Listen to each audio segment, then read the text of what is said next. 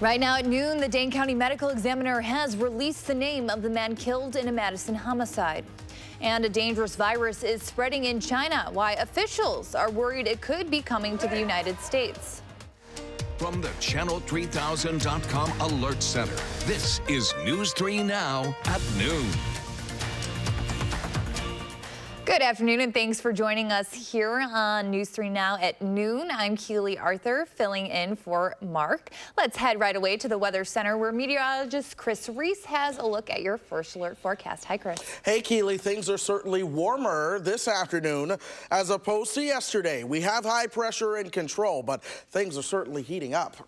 I use that term loosely. It's still cold. We're 8 degrees warmer here in Madison, Janesville, 11 degrees warmer than 24 hours ago, and plenty of sunshine. High-resolution Doppler is giving us a clean sweep here throughout southern Wisconsin. There's still some snowflakes flying all the way down towards parts of Tennessee and Alabama. So that truly shows the setup that we do have some colder air in place. But this is the look outside for us. 22 is our temperature right now. I think we'll warm up a couple more degrees as we go through the afternoon. Look for those highs topping out around 24. We'll see a couple more quiet days, but I'm watching Wednesday, particularly Wednesday night. That's when our next round of snow could come in, and we could see several days of snow. But we'll talk about intensity coming up in just a few minutes, Keely. All right, thank you, Chris. The Dane County Medical Examiner has released the name of the victim killed in a McKenna Boulevard homicide. They say that Antonio Stidham of Chicago died from firearm-related trauma. Police say the homicide happened inside an apartment on McKenna Boulevard around Saturday afternoon. Officers do not have a suspect in custody. The Madison Police Department's investigation is ongoing. Right now at the state capitol, a celebration is underway for Martin Luther King Jr. Day. The 40th annual ceremony is featuring keynote speaker Ollie Watts Davis, who is a professor of music at the University of Illinois. The MLK tribute and ceremony is free and open to the public. We have more on this event later on in our newscasts. Meanwhile, across the country, mourners laid a wreath at the MLK Memorial in Washington, where it was a day of reflection and reconciliation. The annual wreath-laying in Washington, D.C. honors Dr. King and his legacy. At a civil rights breakfast, President Clinton was presented with an award for his public service. The American Red Cross is continuing to ask for blood donations during the winter months. The organization says they have a critical type O shortage right now, and they need donors of all blood types. The flu outbreak across the country is preventing some donors from giving blood. To schedule your appointment, head to redcrossblood.org. A dangerous virus is spreading rapidly in China, and U.S. officials are worried it could come here. China has more than 200 confirmed cases of coronavirus, which produces pneumonia-like symptoms. Since Friday, the number of known infections in Asia has more than quadrupled, with cases confirmed in China, Thailand, Japan, and now South Korea. U.S. health officials are concerned this rapid spread could mimic the massive SARS outbreak in the early 2000s, which resulted in 774 deaths in 29 countries. But so far, it does not appear that this is a disease that is easily transmittable between people. There are laboratories around the world already working on really good diagnostic tests, and we've already started to work on a vaccine in the event that's necessary. The outbreak is believed to have started from people who picked it up at a fresh food market in the city of Wuhan in central China. Gun rights supporters are holding a massive rally in Richmond, Virginia today. Democrats are now proposing new gun laws in the state legislature, and rally organizers want to make sure their Second Amendment rights are protected. Democrats proposed several bills that limit handgun purchases and require background checks. The governor declared a temporary state of emergency and banned weapons inside the Capitol Square where the rally is taking place. Andrew Goddard's son survived the 2007 shooting at Virginia Tech. Why would you take a gun violence survivor or their family or into an area where a state of emergency has been declared? A lot of people say that the gun is a problem. And me, I am proving here that my weapon is secure, I am disciplined, and that it is not going to do anything. President Trump weighed in on Twitter this morning, saying Virginia Democrats are working hard to take away Second Amendment rights, adding to vote Republican in 2020. The president's team filed a legal brief today saying the Democrats' charges of abuse of power and obstruction of Congress are not impeachable offenses. They also say the impeachment process was flawed and did not allow the president to defend himself. They claim Democrats weren't seeking the truth, only looking to find a way to drive President Trump out of office. This is an entirely partisan and therefore illegitimate effort by House Democrats to remove a president from office. Since any jury would convict in 3 minutes flat that the president betrayed his country by breaking the law. The Senate trial gets underway tomorrow, and the first order of business will be to debate and vote on a resolution outlining the rules of the trial. Democrats say they need to hear from 4 current and former administration officials who have information about the decision to hold up funding for Ukraine. Well, the stage is set for Super Bowl 54. The Kansas City Chiefs and the San Francisco 49ers will be playing in Miami for the Lombardi Trophy. The Chiefs defeated the Titans, and the 49ers beat the Packers to earn their spots in the Super Bowl. 24-year-old quarterback Patrick Mahomes led the Chiefs to their first Super Bowl since Richard Nixon was president. The 49ers' last Super Bowl appearance was back in 2013 when they lost to the Ravens. The game is on February 2nd over on Fox 47. Well, there's more to come on News 3 Now at noon. Up next, we are going to see what Howard is cooking in the Mr. Food test kitchen. Today is Martin Luther King Jr. Day, and to honor him, we're cooking up a Southern favorite that's easy enough to serve for dinner tonight.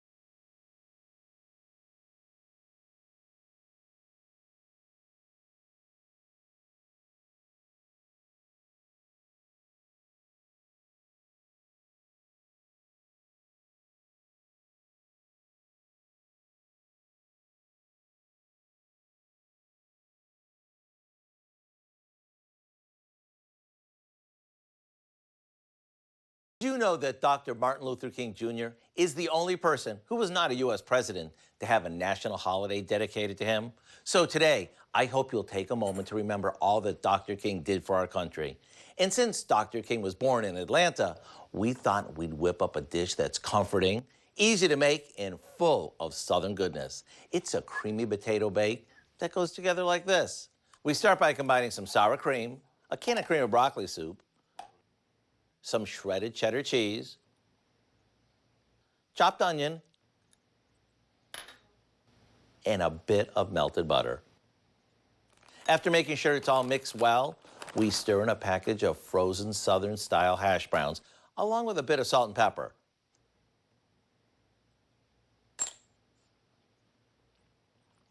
Now, this goes into a casserole dish and gets topped with a generous amount of coarsely crushed cornflakes that we mix with a little butter before it goes into the oven to bake. When it's bubbling hot and the top begins to get golden, it's ready to serve. Talk about a creamy, dreamy side dish that's full of comfort. To get the recipe for our Southern potato bake, all you need to do is visit our website. I'm Howard in the Mr. Food Test Kitchen, where today we found a classic Southern way for you to say, ooh, it's so good. Well, there's more to come on News 3 now at noon. A seasonable start to the work week. Meteorologist Chris Reese tells us what is in store for the rest of the week. That's ahead in your First Alert forecast.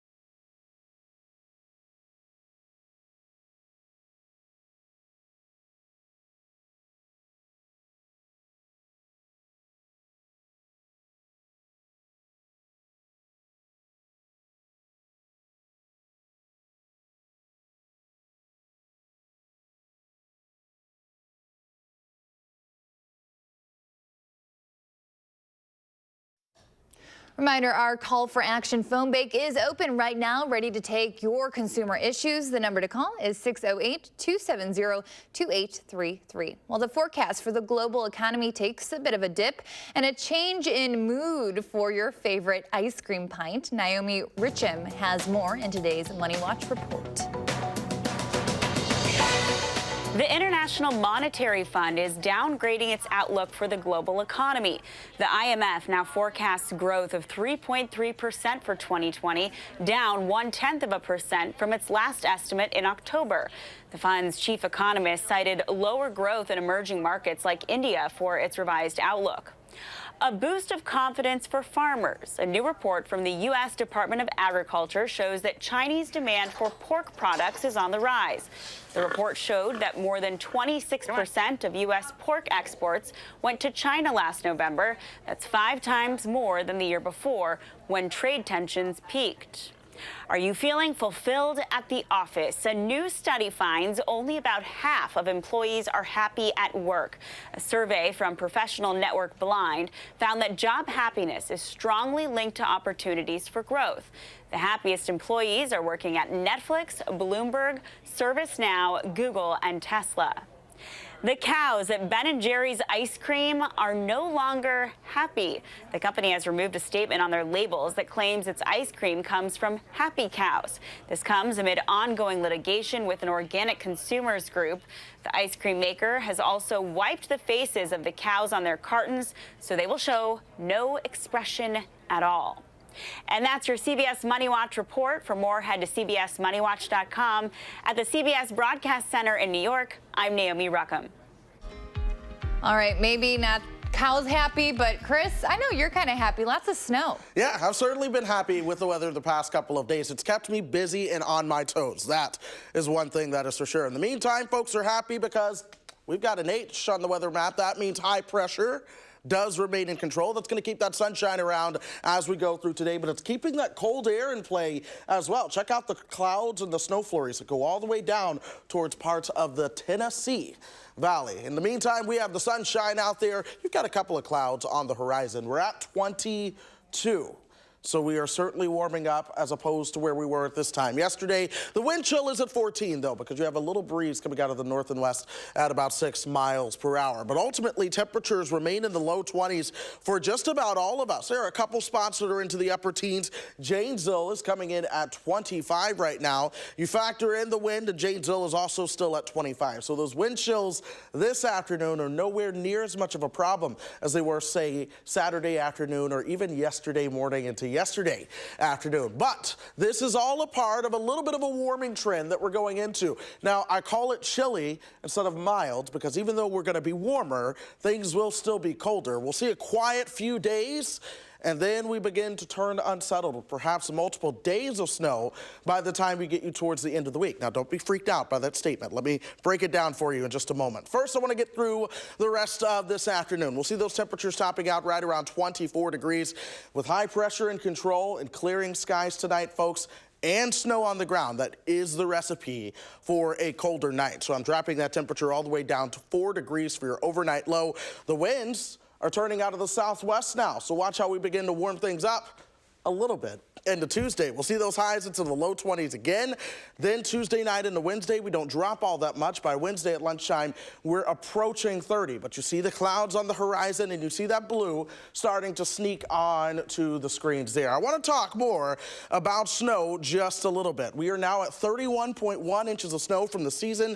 We are above normal, and get this, on this day last year, we were only at 14.2 inches of snow. So far the season this year is snowier than it was last year, but pay attention to what happens here. This cold air begins to work its way towards the north and east. What you see developing towards the west, that's the chilly air that I'm talking about that's going to be a little bit warmer, but we're still going to stay cold. That moves towards the north and east as well as a new brand of chilly air begins to develop. That'll settle in down towards the northern plains. And then we watch a storm track that begins to develop towards the south and east. This is a setup that not only brings us warmer than normal temperatures, but it brings above normal precipitation. And that's exactly what we're seeing in the Climate Prediction Center outlook. So watch this next chance for snow that comes our way by the time we get you towards Wednesday and into Wednesday night. Now, the area of low pressure associated with that will get a little bit weaker. That'll move towards the south before it comes back towards the north, bringing with it more chances for a rain-snow mix by the time we get you